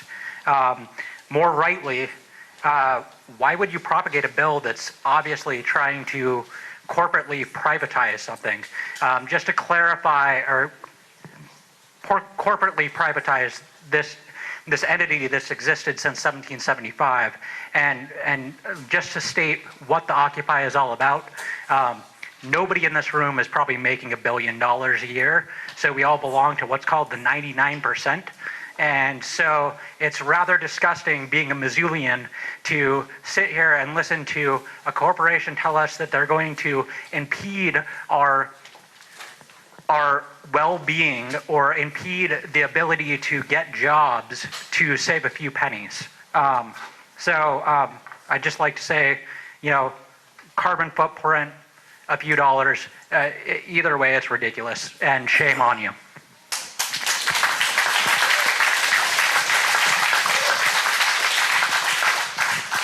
My name is Trika Glenn, and I work for the post office, but I'm also a small business owner. And I just want to say a couple of different things. For one, some of the savings you were talking about as far as management salaries, I want to know how 2 people are making that much money, how you actually come up with that much savings. If you're including benefits and stuff, I still don't come up with that dollar amount. And if you're talking going to Spokane, you're going to have a lot more employees over there if you're transferring, is it 6 locations to Spokane? Are you building a new center? Is that what you're doing? Because they sure as heck can't, do it with what they have right now. So that's more cost that's going to be on that end. As far as small business, I don't understand how you expect small businesses to ever survive anymore in this town, because everything that comes in, whether it's checks that are coming in or basically if you're doing a bid, we can't count on you anymore. If we're going to have to do our overnight express by noon, I guarantee no one's going to go with the Postal Service. I'm a Windows clerk. I know people like the idea of having that 5 o'clock cutoff because it's one of the later ones versus any other service. So if we're going to have a noon cutoff time, we might as well say bye-bye our overnight service. It's not going to happen.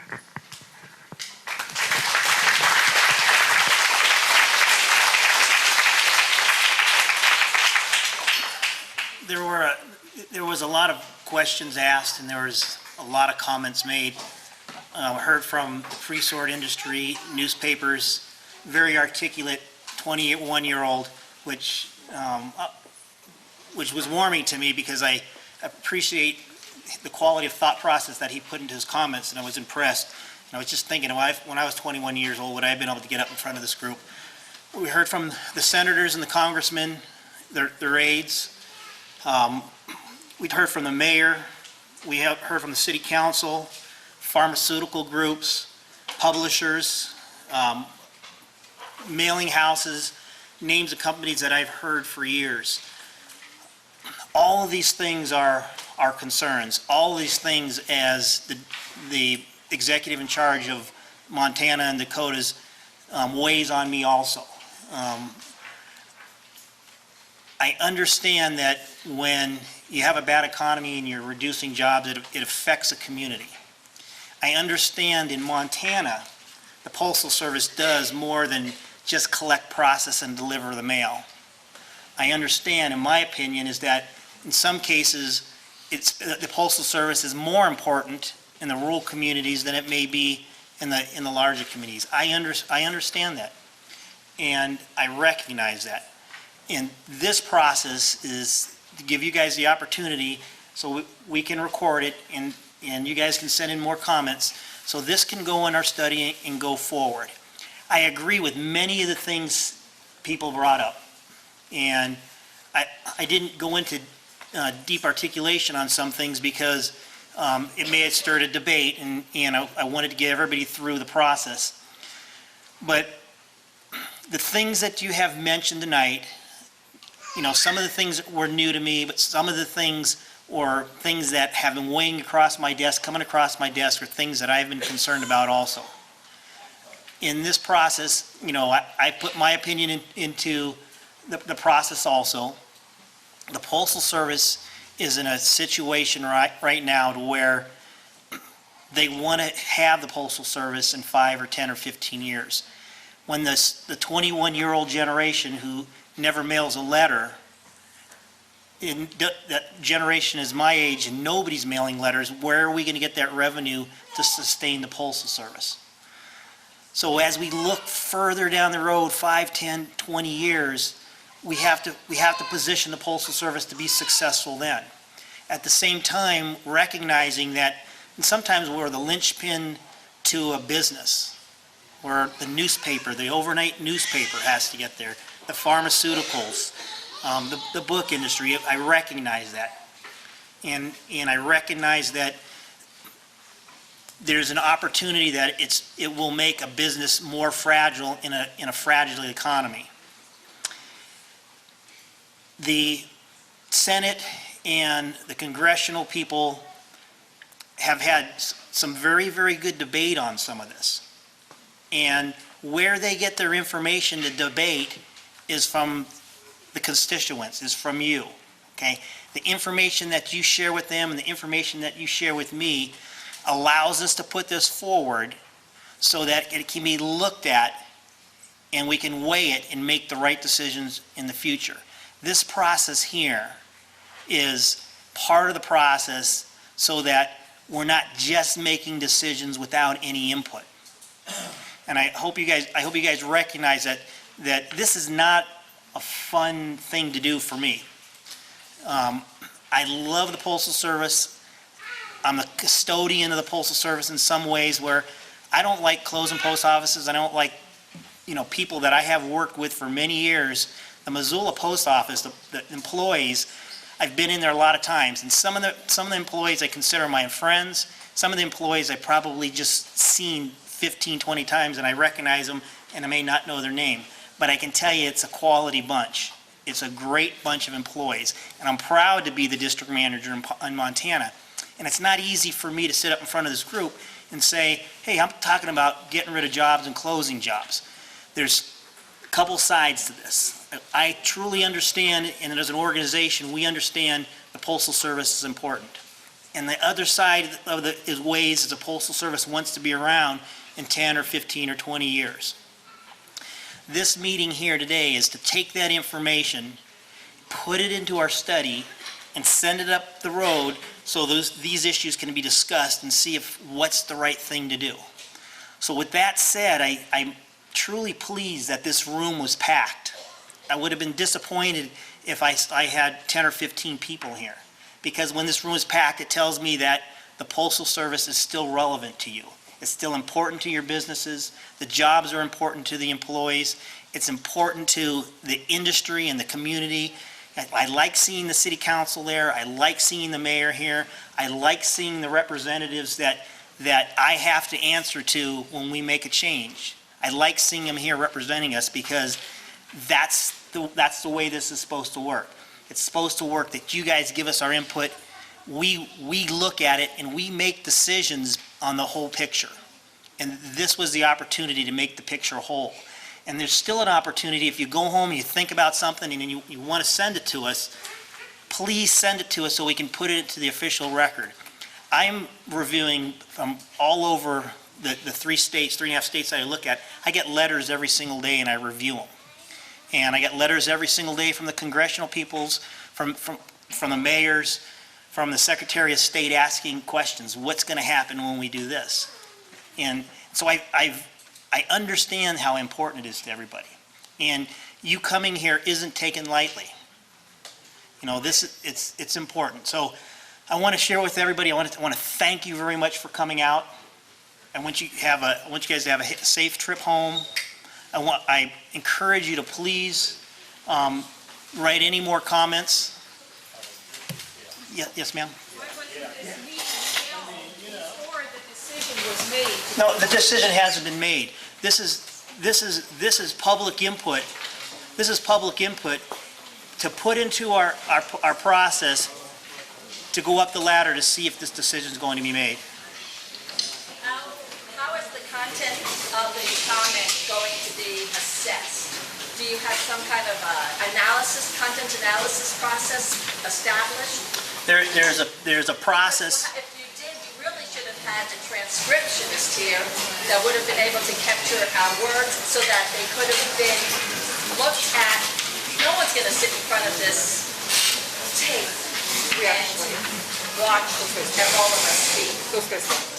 Yeah, we have a couple people that have been taking notes, and the amount of letters and comments that we have, the letters and comments will go into the record and will go into the committee that reviews the decision, and that's above me.